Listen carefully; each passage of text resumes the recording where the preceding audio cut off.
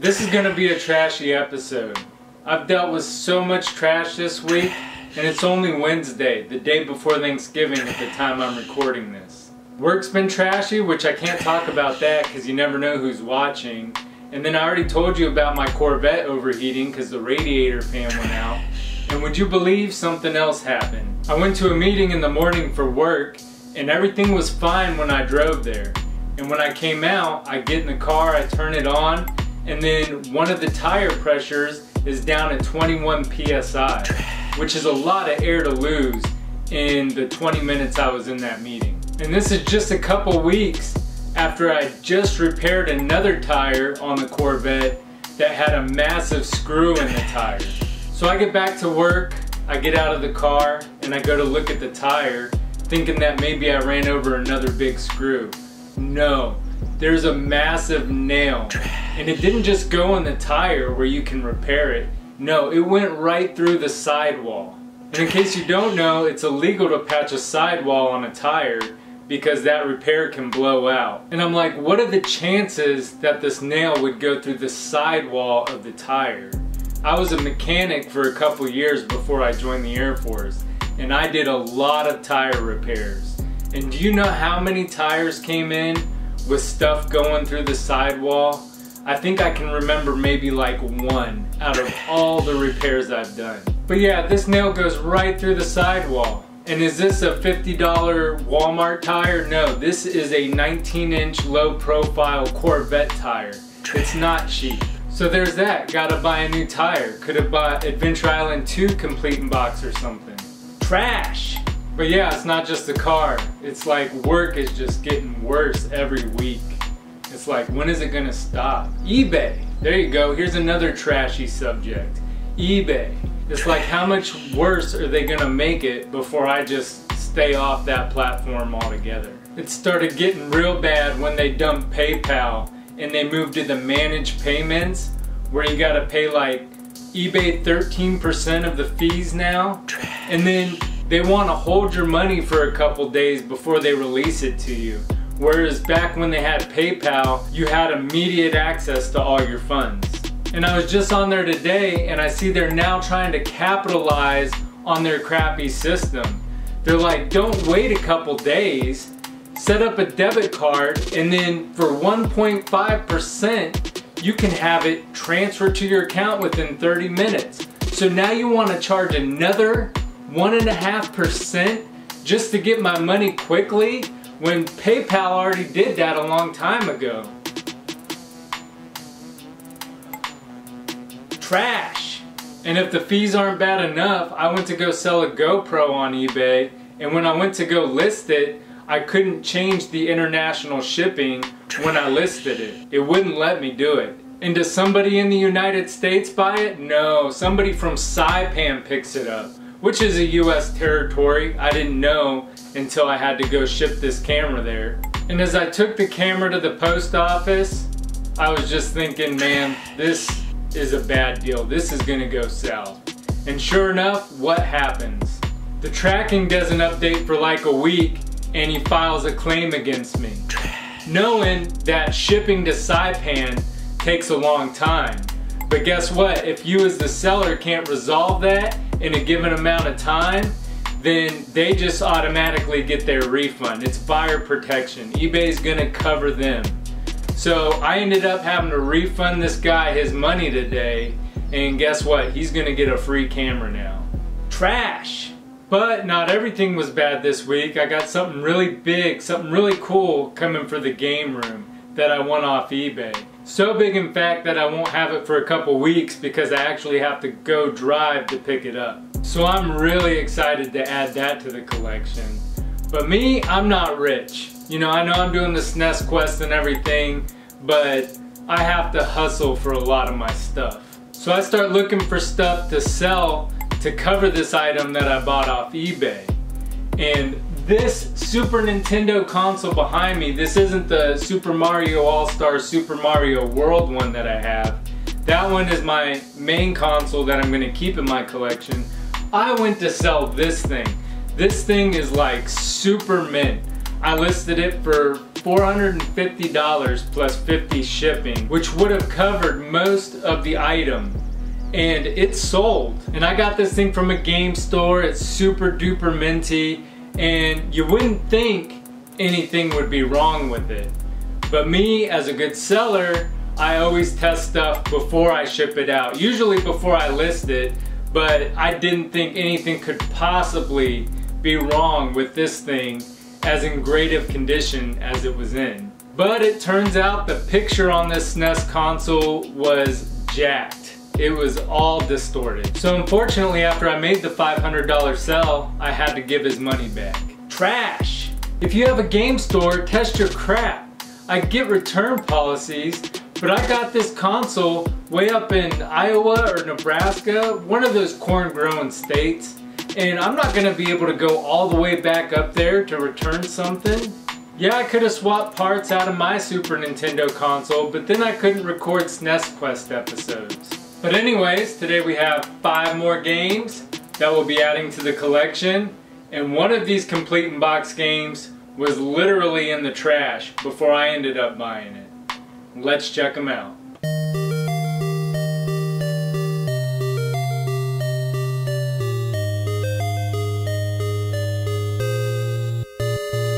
And the first game we have up is the Flintstones.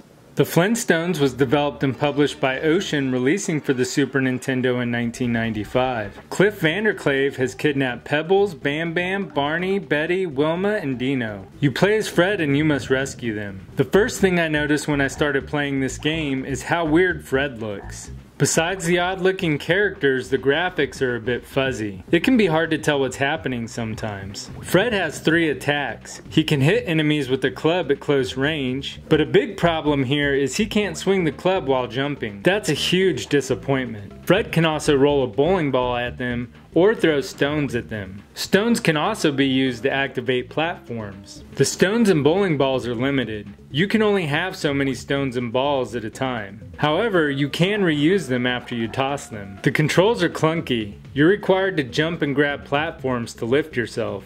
You have to be perfectly lined up with the ledge for it to work. And if there's a wall beneath the ledge you're trying to grab and you run into it, it'll push you back, which is annoying. The levels are fairly long and there are no checkpoints. So if you die, you gotta go all the way back to the beginning of the level. One positive is you get 3 hits before dying. Fred has a face on the screen that tells you how many hits you have left. Fred's calm face means he has 3 hits, and his crazy face means he has 1. It's not a great system, but it works. And the manual has a major error with the wrong faces next to the description of it. Being able to take 3 hits is nice, but there are a lot of cheap shots in the game, so it's a lot of trial and error. Overall, Flintstones is a mediocre game. It's not unplayable, but it's not that good of a game. The Flintstones is game number 111 for the collection, and I got the box and manual for $36 shipped. And then I later found the cart for $18 at RetroRick's Game Point, bringing our total up to $54. And at $54, that brings our total up to $21,408 for the Super Nintendo Complete in Box Quest. And the next game up is Super Gold 2. Super Gold 2 was developed by TOS and published by Jaleco. It kicked on the store shelves in 1994. Super Gold 2 is a simulation soccer game. It plays a lot like Super Soccer, where you run up and down the field versus left to right. It even has a penalty kick mode where you can practice your penalty kicks. Unlike Super Soccer, I was actually able to block shots, and it was a much better experience in that aspect. But that's all the credit I'll give this game. When playing an actual soccer game, I couldn't even score a single goal. It didn't matter if I shot it, passed and shot, I just couldn't make it in. It didn't seem to matter what team I played with either. I made it to overtime and then to the shootout twice and couldn't even win the shootout like I did in the practice mode. The graphics are fuzzy and it can be difficult to tell what's going on sometimes. There are different fields you can play on, including an ice field, which looks like the contrast is really bad on the TV. The controls are all kinds of wacky. First, your player automatically changes. You can be running towards the ball and your player will automatically swap to someone else. And it doesn't select the player closest to the ball for you to control. It selects a player close to where the ball is going. At least sometimes. Sometimes it doesn't make sense who you gain control of. You can use the L and R to change characters, but when you do that, it doesn't select the most logical one. So you end up cycling through the team like a freshman in a sorority. And when you pass the ball to a teammate and try to make a quick kick towards the goal, they don't turn fast enough and you end up kicking the ball in a different direction. Finally, the ball's physics are really far off. You can't tell where the ball is going most of the time. There are good soccer games on the SNES. Just avoid this one. Super Goal 2 is game number 112 for the collection, and I found the box and manual for $38 shipped. I later found the card at Retro Rick's Game Point for $30. Bringing our total up to $68.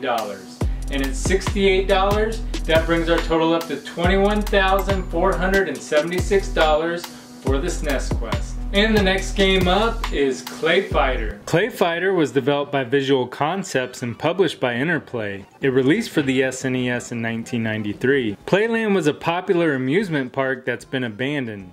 But that's about to change as a meteor slams into it, spreading clay throughout the park. Then all these clay warriors start emerging to become king of the circus. Clayfighter is a parody fighting game. It has claymation style graphics that were created by making actual clay models, photographing them, and digitizing them, which is really impressive. Unlike the N64 version, Clayfighter on the Super NES is a decent game that doesn't feel broken. Each character has their own moves and fighting style, and it's fun using each of the characters and seeing what their abilities are. There's a lot of voice acting in the game, and it actually sounds really good rather than muffled like some other SNES games. The controls are responsive and easy to learn. You use all the buttons to play the game. Y, X, and L are your light, medium, and brutal punch, and B, A, and R are your light, medium, and brutal kick respectively. Overall, Clayfighter is a game worth checking out, especially since it's not a pricey game. Clayfighter is game number 113 for the collection, and I got it at Retro Rick's Game Point for $45. And at $45, that brings our total up to $21,521 for the collection. Up next we have NHL 96. NHL 96 was developed and published by EA skating into stores in 1995. NHL 96 is a simulation hockey game, and it's one of the best hockey games I've played on the SNES. Starting up the game, the graphics look amazing. The actual gameplay looks pretty good too. The gameplay is really smooth and not choppy like some other hockey games we've covered. During the first game, I played with penalties on. Every few seconds it felt like the whistle blew for some violation, and it got pretty annoying. After the first game, I turned the penalties off and it was a lot more fun. Besides your normal moves of checking and passing, NHL 96 added a spinorama move where the player spins around. It feels a little clunky, but it's a lot of fun to use. I was going to give this game a really great review until the second period of the second game. The game seemed to go haywire. I was playing as the Penguins against the Calgary Flames.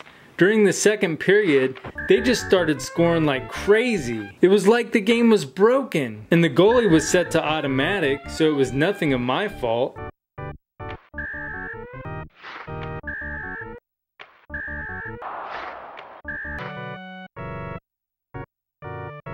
After I got clobbered 10-1, I decided to play again with the same settings, only this time I was Calgary and the computer was the Penguins. You wouldn't believe what happened in the second period.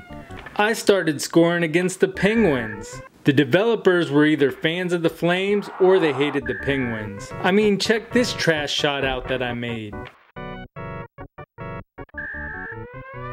It's laughable. Overall, NHL 96 is a fun hockey game for the SNES. Just make sure you turn off the penalties and don't play as the Penguins. NHL 96 is game number 114 for the collection, and we've already covered the box and manual in a box lot that we got. And I found the cart for $8 at Retro Rick's Game Point. And at $8, that brings our total up to $21,529 for the Super NES Complete in Box Quest. Last but not least is the game I bought that was actually in the trash. So this game was at a yard sale, and when it didn't sell, the owners took it to the trash. And on the way to the trash, somebody saw them taking it there, and they offered to take it off their hands. They then took the game to Retro Rick's Game Point and sold it to him, and later on I ended up buying it from Retro Rick. And I didn't know that until I went up and started paying for the item, and they're like, hey, we just literally got that out of the trash. Andy posted about that in one of his videos. So here I am, literally adding trash to my collection with Tetris and Dr. Mario. Developed and published by Nintendo, Tetris and Dr. Mario released for the Super Nintendo in 1994. I'm not going to go into a lot of detail with this game because everyone most likely knows what these games are. This game combines both into one cart and updates the graphics and sound. In addition to just Tetris or just Dr. Mario, you have a mix and match game where you play a combination of Tetris and Dr. Mario games, and whoever scores the most points wins. That's a nice touch to the game rather than just throwing the two games onto one cart. The graphics upgrades are excellent, the music is excellent, and the controls are spot on. If you're a fan of puzzle games, you should pick up a copy of this game. It's a lot of fun. Tetris and Dr. Mario is game number 115 for the collection, and I picked it up off Retro Rick for $50. And at $50, that brings our total up to $21,579 for the Super Nintendo Complete in Box Quest. Let's get these games on the shelf.